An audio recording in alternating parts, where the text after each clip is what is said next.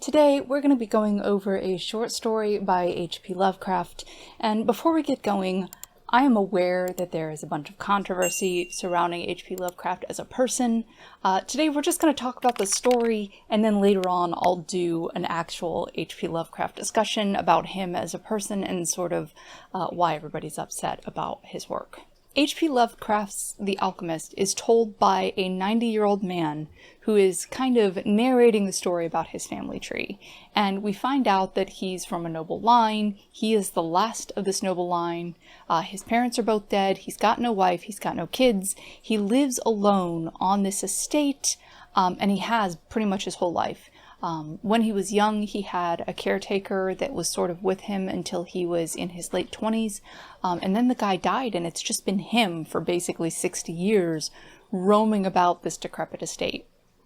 And we get the impression that over time, his family has sort of fallen into hard times, and like many nobility, they won't work because it's beneath them, so everything's just sort of falling apart. So this old man is telling us of his family, and the way he tells it is in the 13th century, 600 years before, his family was cursed. There was an old man living on their land who was hated by the local people. They said he was a sorcerer, and the only person who loved the old man, and the only person that the old man loved, was his son Charles, who was also a sorcerer. And they were sort of alchemists and practitioners of the dark arts. If ever there was sickness in the nearby village, it was blamed on this father and son. If ever there was a drought or, a cow died or a child went missing, it was always blamed on this father and son. And so the noble lord's little boy got lost, and they couldn't find him, and of course, the noble lord thinks, this man has taken my son, he's going to sacrifice my son in some dark ritual, and he goes and he bursts into the old man's house and he strangles him. And just as the old man is dying, one of his servants rushes in and he says, my lord, release him. Your son has been found. He was hiding in a tower. And it's too late. The old man is dead. And that's when the old man's son walks up and realizes that his father has been killed. And he says, I curse you and all of your line to never be any older than you are right in this moment. And the man falls down dead. And then every heir after, they're all male, every male heir after dies at the age of 32, which is the age that the first lord strangled the guy's father and subsequently died. So every man in his line dies at 32, and we discover that that's sort of why the family has fallen into ruin, and the castle is decrepit. They're never around long enough to sort of build or maintain their wealth. They basically just reproduce and then die. So our narrator is told this by his caretaker at the age of 21, which is when all of the men find out. And he just kind of is told, like, hey, you've got 11 years to live, enjoy it. And he resolves at that time, I will not take a wife.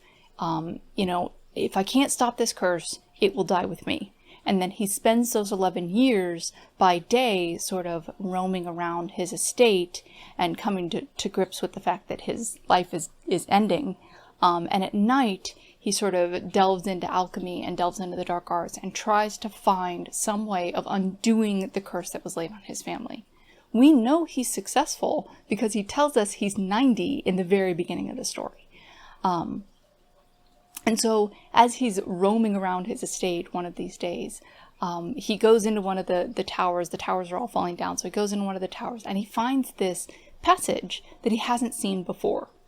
And it's behind a grate in the floor, and he lifts the grate and he goes down this flight of stairs. And there's this heavy wooden door, and he tries to shoulder it open. He can't get it open. So he turns and he's leaving. He's going back up the passage, and he hears the door open behind him. So the door starts opening behind him, and he turns around, and there, standing in the doorway, is this old man. And the old man sort of shouts something about killing all of the men of this noble line, and then he leaps at the young lord and tries to kill him. To which the young lord lights him on fire with his torch, and then promptly passes out. So this madman is running up and down this passageway on fire, screaming at the top of his lungs. The young lord is passed out, and eventually when he wakes up, he finds the man in a charred heap, and he tells him, I am Charles, the son of the sorcerer that your ancestor killed, I made a potion to give myself eternal life so that I can exact my revenge upon your family. And I have been the one to have killed the male heir of your line every time at the age of 32, and I've done this for 600 years. My revenge has been perfect. And then he dies. So that's it. The guy dies, and the heir lives to the ripe old age of 90, and he never takes a wife, and he never has any kids, and the old man's revenge is exacted anyway, because that's the end of the line. If you enjoyed this video, please hit the like button, and of course if you like the way that I present information, hit the subscribe button and the notification bell down below. You can find all of my social media contacts in the description. And of course, if you want to keep up with me and the progress I'm making on my current novel, you can do that at effywritesbooks.com. Thank you so much for watching, have an excellent day, and I'll see you next time.